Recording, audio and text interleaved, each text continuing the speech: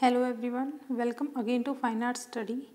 कल के वीडियो में हमने जो है वो सिंधु घाटी सभ्यता के बारे में पढ़ा था। उसके जितने भी स्थल हैं जिनमें कि जो इंडिया में है और जो आपके पाकिस्तान में है, उन सभी के बारे में पूरा डिटेल से पढ़ा था। ये हमारा जो EMRS की सिलेबस है उसका हमारा यूनिट फर्स्ट है। तो यूनिट फर्स्ट का हमारा जो फर्स्ट पार्ट है वो कंप्लीट हो चुका है, जिसमें सभी स्थल हमने कवर कर लिए हैं। अब उसी का जो सेकंड पार्ट है, जिसमें कि जितने भी स्कल्पचर और टेराकोटास हैं वो हम कवर करेंगे आज के इस वीडियो में, ठीक है। और जैसा कि आपको पता है EMRS की जो एग्ज़ाम डेट है वो अनाउंस कर दी गई है आपके। तो आप जिन्होंने भी अभी प्रॉपर तैयारी स्टार्ट नहीं की है तो वो अपनी तैयारी को जो है एकदम पूरे अच्छे से स्टार्ट कर दीजिए, अपना रिवीजन जस्ट स्टार्ट कर दीजिए।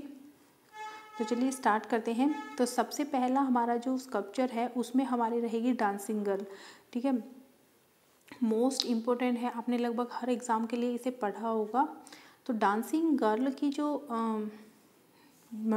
स्कल्पचर है, जो मूर्ति है, उसकी थ्योरी देखने से पहले थोड़ा सा इसको एक बार समझ लीजिए।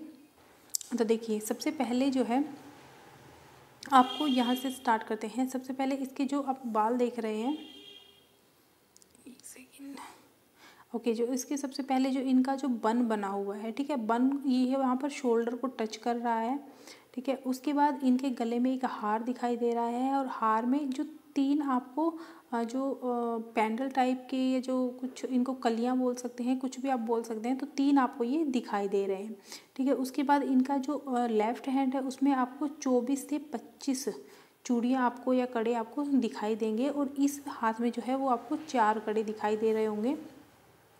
उसके बाद इनके जो हाथ है ना, आपने जो नोटिस किया होगा कि इनकी लंबाई के अकॉर्डिंग इनके हाथ कुछ ज़्यादा ही लंबे हैं, ठीक है। उस हिसाब से ये बनाई गई है, और सबसे मेन ये ब्रॉन्ज में बनाई गई है।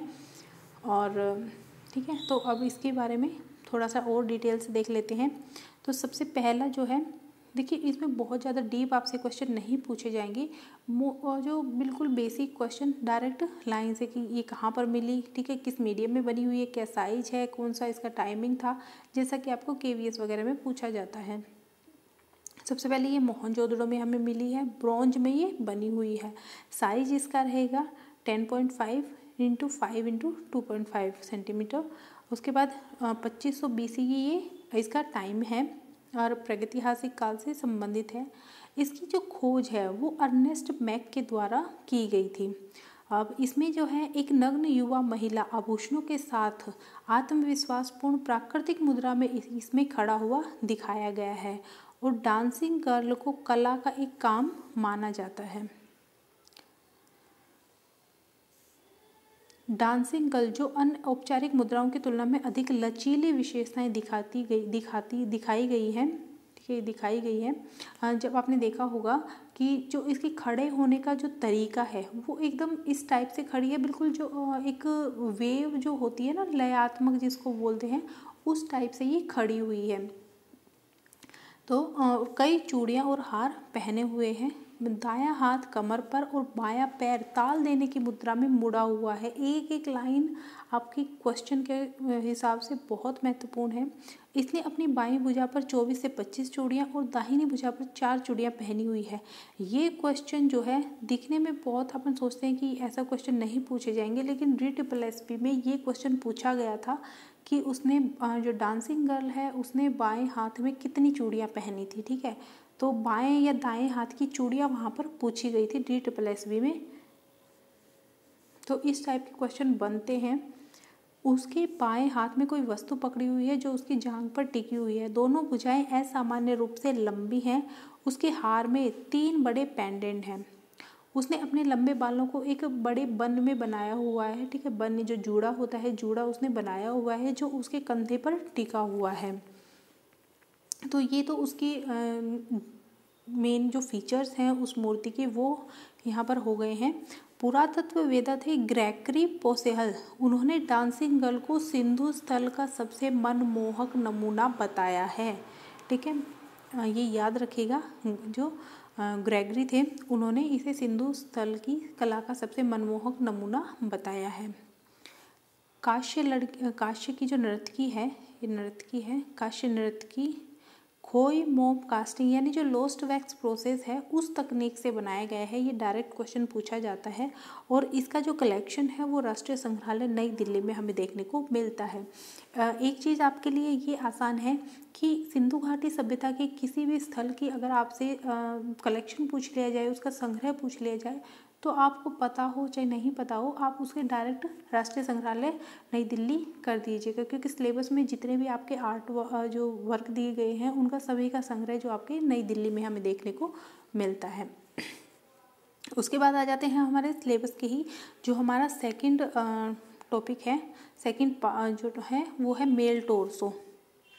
ठीक है, तो यहाँ पर एक देखिए एक मनुष्य धड़ यहाँ पर आपको दिखाई देगा। सबसे पहले तो ये एक पत्थर का बना हुआ है, ठीक है, फर्स्ट पॉइंट। तो उसके बाद इसका जो पेट है, ठीक है, वो कुछ मतलब उभरा हुआ है, ठीक है, कुछ बाहर की तरफ निकला हुआ है। उसके बाद इसके शरीर पर आपको 3 होल दिखाई देंगे और इसका देखिए जो शरीर की बनावट है उस आधार पर हम कह सकते हैं कि इसका जो फेस है वो इस तरफ ही होगा, ठीक है। और यहाँ पर जो है वो इसमें जो इसके हाथ, जो इसकी भुजाएं हैं वो यहाँ पर फिट करने के लिए यहाँ पर देखिए होल यहाँ पर बनाए हुए हैं, ठीक है। और सबसे मेन बात, इस पर ओप किया हुआ है, ओप यानी इस पर चमक चढ़ाई हुई है, ठीक है। तो ये कुछ महत्वपूर्ण बातें हैं।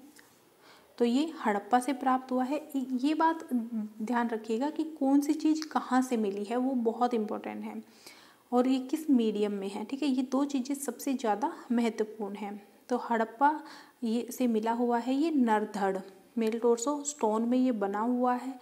इसका साइज़ है 9.2 इंटू 5.8 इंटू 3। उसके बाद 2500 BC का ही इसका टाइम है, ठीक है। 2200 से और 2500 के आसपास का इनका टाइम देखने को मिलता है। तो कई बार एग्ज़ाम में डायरेक्ट 2500 ना आकर आपका इन दोनों के बीच का भी टाइम आ सकता है, तो याद रखिएगा 2200 से 2500। हड़प्पा का नरधड़ जो है वो प्रारंभिक आद्य ऐतिहासिक कार्य है। यह पूर्णतः नग्न है जो कि लाल चूना पत्थर से बना हुआ है। इसके पैर, हाथ और सिर टूट गए हैं या फिर बनाए नहीं होंगे या फिर टूट गए होंगे।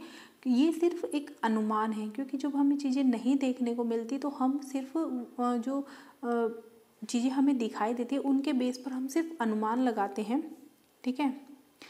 और पेट इनका थोड़ा उभरा हुआ है। इनकी संरचना सामने की ओर देखने वाली प्रतीत होती है।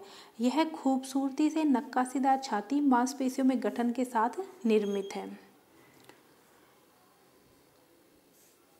इस धड़ पर 3 सॉकेट छेद बने हुए हैं। अभी मैंने आपको दिखाए थे 3 छेद यहाँ पर बने हुए हैं, जहाँ सिर, ठीक है, और एक है यहाँ पर, एक सेकंड देखिए, 1 मिनट, ये देखिए, एक तो ये वाला, एक ये और ये की है, ठीक है। ये 3 सॉकेट बने हुए हैं जिन पर यहाँ पर सर इनका जोड़ा जाएगा और यहाँ पर दोनों भुजाएं इनकी जॉइंट की जाएंगी। तो इस हिसाब से यहाँ पर 3 जो है वो छेद बने हुए हैं। इससे पता चलता है कि सिंधु घाटी सभ्यता के लोग ऐसी मूर्तियां बनाना जानते थे जो उनकी गर्दन और बाहों को मोड़ सके, कि उस जमाने में ऐसी टेक्निक लोगों को पता थी। यह लाल जेस्पर मूर्ति MS वत्स को हड़प्पा से मिली थी, ठीक है, याद रखिएगा। मुद्रा एक ललाट वाली मुद्रा है जिसमें कंधे काफ़ी पीछे की तरफ हैं, और इसका संग्रहण भी आपको राष्ट्रीय संग्रहालय नई दिल्ली में देखने को मिलता है। उसके बाद आ जाते हैं मदर गॉडेस। देखिए, इससे जो है एक क्वेश्चन DSSB में पूछा गया था। एग्जैक्ट क्वेश्चन तो मुझे याद नहीं है वो, अगर मुझे वो पेपर मिला तो सिर्फ वो क्वेश्चन मैं लेके आऊँगी। तो उसमें ये पूछा गया था कि ये जो यहाँ पर इसमें जो पंखे नुमा जो आकृति है उसका अर्थ क्या है, मतलब इस टाइप का कुछ क्वेश्चन था। तो देखिए, सबसे पहले तो इसमें आपको एक पंखे नुमा जो आकृति है वो दिखाई देगी इसके सर पर, ठीक है। कानों में इसके बड़े बड़े कुंडल आपको दिखाई देंगे, गले में हार है, और कमर में यहाँ पर एक मतलब पूरे कपड़े ना पहनाकर एक जो स्कर्ट टाइप होता है, जो मिनी स्कर्ट, मतलब छोटे सी स्कर्ट टाइप का इनको एक कपड़ा पहनाया गया है, ठीक है, जो कि घुटनों से बहुत ऊपर है। एक हाथ इनका ठीक है, लेकिन एक हाथ इनका टूटा हुआ है। ठीक है, तो ये मेन चीज़ें हैं इसमें। उसके बाद चलते हैं, तो ये मोहनजोदड़ो से प्राप्त हुई है। ठीक है, 22, 8 और 5 सेंटीमीटर की ये है और 2500 BC के आसपास का ही इसका टाइम है। मदर गॉडेस मोहनजोदड़ो के सबसे अच्छे टेराकोटास में एक है और 1931 में जॉन मार्शल के द्वारा यह मूर्ति खोजी गई। यह लोक यथार्थवाद सुंदर मिट्टी के टुकड़ों का मिश्रण है।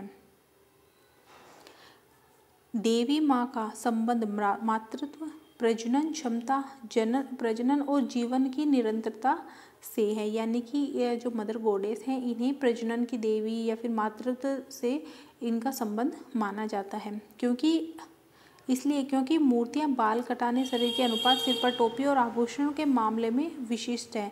इसलिए इस बारे में विचार है कि ये मूर्तियाँ किसका प्रतिनिधित्व करती हैं। यानी कि देखिए, जो हड़प्पा की सभ्यता है, वहाँ पर जितनी भी जो मूर्तियाँ मिली हैं, उनको किसी न किसी चीज़ से रिलेट किया गया है। यानी कि जैसे कि सब एक पॉइंट और इसमें आप याद रखिएगा कि जो पृथ्वी है उसको उर्वरता की देवी माना गया है। ठीक है, तो इसी तरह से जो ये मदर गॉडेस मिली है, इन्हें प्रजनन की देवी के रूप में वहाँ पर माना जाता था। हड़प्पा की महिला मूर्तियों का सांस्कृतिक महत्व इस अर्थ में रहा होगा कि वे घरों में पूजनीय थी। पंखे के आकार का, ठीक है, अब इसकी कुछ विशेषता है कि पंखे के आकार का हेड ड्रेस जिसके दोनों तरफ कप जैसा उभार है, उस काल की स्त्री सजावट का एक रूप प्रतीत है। ये बेसिकली सिर्फ एक जैसे पगड़ी वगैरह पहनते हैं ना, उस टाइप से इन्होंने अलंकृत किया हुआ है। मूर्ति की आँखें गोल आँखें हैं और चोंच वाली नाक अल्प विकसित है। इनकी गोलाकार आंखें जो बेहद कुशलता से चिपकी हुई हैं, संरचना को जीवित बनाती हैं।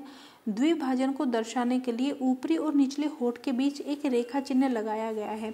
अगर आप इनको ध्यान से देखेंगे तो इनका जो ऊपर का होठ है थोड़ा सा पतला है और नीचे का होठ थोड़ा सा मोटा है और इनके बीच में एक आपको डार्क सी लाइन दिखाई देगी। ठीक है, वो दोनों होठों के बीच का फ़र्क दिखाने के लिए, तो उनको डिवाइड जो है दिखाने के लिए वहाँ पर लगाया गया है। अच्छा, इसमें 1-2 लाइन कट गई है कि इनके जो वस्त्र हैं वो मिनी उसमें पहनाए गए हैं। ठीक है, कमर पर एक कमरबंद टाइप का उसी स्कर्ट में वहाँ पर जॉइंट है। तो ये सब कुछ बातें इनके याद रखिएगा। उसके बाद नेक्स्ट है स्टडी ऑफ सील।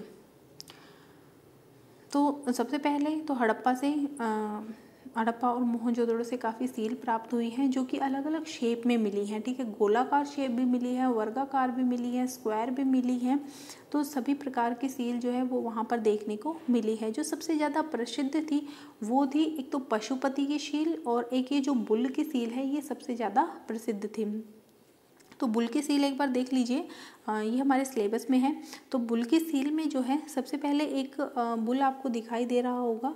ठीक है, और बुल की जो सबसे ज़्यादा आकर्षण है वो है इसके जो सींग हैं वो। ठीक है, काफ़ी ब्रॉड जो है वो इसके सींगों को दिखाया गया है।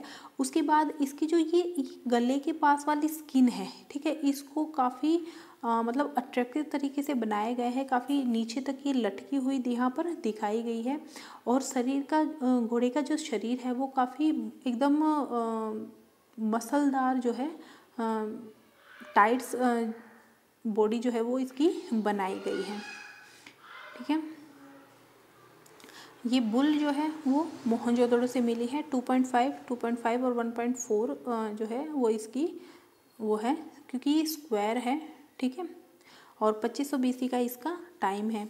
एक पशुपति की मोहर जो है वो सर जॉन मार्शल के अनुसार सिंधु घाटी सभ्यता में मोहनजोदड़ो पुरातात्विक स्थल में मिली पशुपति की एक मोहर का नाम है और मोहर में इसे शिव का रूप, मार्शल ने इसे शिव का रूप माना है। जो पशुपति की मोहर आपने देखी होगी, जिसमें कि बीच में एक योगी के रूप में शिव को दिखाया गया है और चारों तरफ उनके जानवर हैं, 2-2 जानवर हैं, नीचे उनके हिरण दिखाया गया है। तो सर जो जॉन मार्शल ने उन्होंने उस मोहर को जो है वो शिव का रूप माना है। तो ये एक्स्ट्रा पॉइंट है, ये आप याद रखिएगा। अब बात कर लेते हैं ये जो हमारी बुल सील है इसके बारे में। तो एक लो रिलीफ स्क्वायर शील ऑफ हम्प्ड बुल। ठीक है, मतलब ज़्यादा उभरी हुई नहीं है, ये एक लो रिलीफ है और स्क्वायर शील है ये।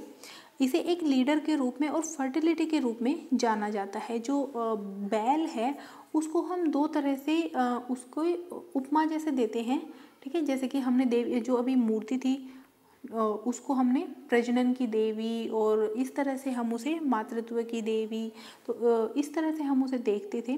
और जैसे पृथ्वी को जो पृथ्वी है उसे उर्वरकता की देवी माना जाता है, तो वैसे ही सब चीज़ों को किसी ना किसी चीज़ से रिलेट किया जाता था। तो जो बुल की सील है उसे बुल को एक तो लीडर के रूप में, ठीक है, और दूसरा उसे फर्टिलिटी के रूप में, जो उपजाऊपन होता है या फिर जिसे प्रजनन बोलते हैं, ठीक है, तो उस रूप में इसे जाना जाता था। इसके सींग काफ़ी बड़े हुए और मुड़े हुए हैं। सील को व्यावसायिक उपयोग के लिए बनाया जाता था। ये क्वेश्चन भी DSSB में पूछा गया था कि हड़प्पा सभ्यता में जो सील थी उनका उपयोग किस में किया जाता था, ठीक है। तो इसका उपयोग जो है वो किया जाता था आपके सील, उनका उपयोग जो है वो व्यापार में किया जाता था, किसी वस्तु के लेन देन के लिए इनका उपयोग किया जाता था। उसके बाद इनका संग्रह जो है वो राष्ट्रीय संग्रहालय नई दिल्ली में है, ठीक है। लास्ट जो चीज़ें हैं वो है हमारा अर्थनवियर, जितने भी बर्तन वगैरह मिले हैं उन सब के बारे में। तो वहाँ पर अलग अलग तरह के बर्तन मिले हैं, अलग अलग शेप के, अलग अलग यूज के लिए बर्तन मिले हैं। सॉरी, थोड़ा सा डिस्टरबेंस है।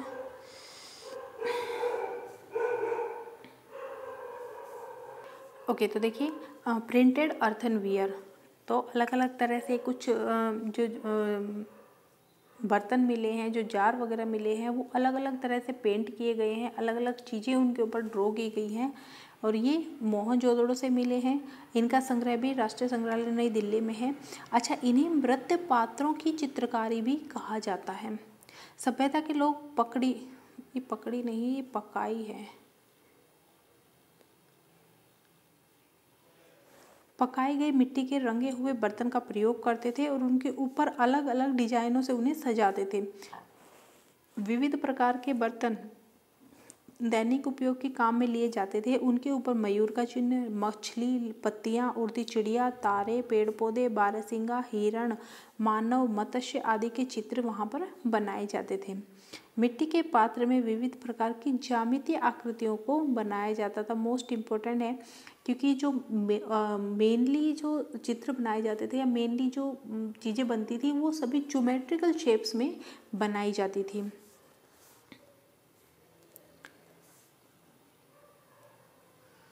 सिंधु घाटी के लोग अपने बर्तन को लाल रंग से रंगकर उनके ऊपर काले रंग से चित्रकारी करते थे। बर्तन भांडों में कटोरियाँ, बोतल, रकाबियाँ, शमशान पात्र, छिद्र वाले बर्तन आदि मिलते थे, और ये सभी बर्तन जो है वो चाक पर बनाए जाते थे। चाक जो है वो सिंधु घाटी सभ्यता की देन माना जाता है, ठीक है। और एक बात और है कि इनमें सिंधु घाटी सभ्यता में जब किसी की डेथ होती थी तो उनको जब दफनाया जाता था तो उनके साथ उनके जो चीज़ें, जो बर्तन वो इस्तेमाल करते थे, जो वस्त्र वो इस्तेमाल करते थे, तो उनको भी दफनाया जाता था और उनके भी साक्ष्य हमें देखने को मिले हैं। बर्तनों पर ओप चढ़ाने की प्रक्रिया का प्रचलन सबसे पहले सिंधु घाटी सभ्यता में मिलता है। जैसे कि मूर्तियों पर चमक चढ़ाई जाती थी, वैसे ही बर्तनों पर भी चमक चढ़ाने का कार्य किया जाता था, और वो कार्य हमें सबसे पहले सिंधु घाटी सभ्यता में देखने को मिलता है। तो ये हमारा यूनिट फर्स्ट जो है वो कंप्लीट होती है। अगर टाइम रहा तो हम इसके कुछ क्वेश्चन आंसर भी करेंगे जो इनमें कवर नहीं हो पाए, इनसे हट के, ठीक है, ताकि हमारी जो ज़्यादा से ज़्यादा प्रैक्टिस हो सके। उससे पहले हम जो जितने भी यूनिट हैं इसकी जो सिलेबस है वो कवर करने की पूरी कोशिश करेंगे। तो अपने दोस्तों को साथ इनको शेयर कीजिए ज़्यादा से ज़्यादा, ठीक है। एग्ज़ाम में टाइम बहुत कम है और अपनी तैयारी अच्छे से कीजिए। Thank you.